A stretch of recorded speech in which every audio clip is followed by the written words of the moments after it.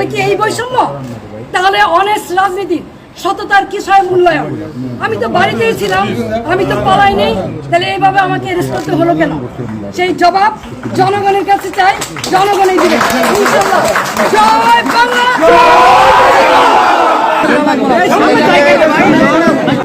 কি কারণে? আমি কি কোনো জুলুমবাজ?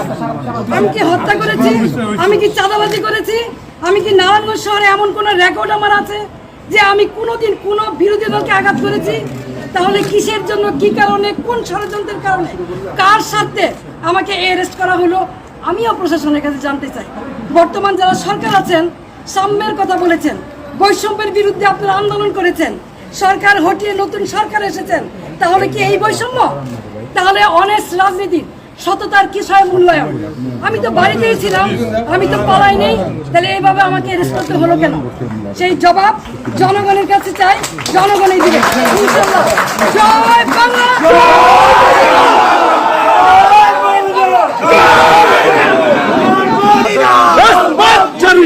I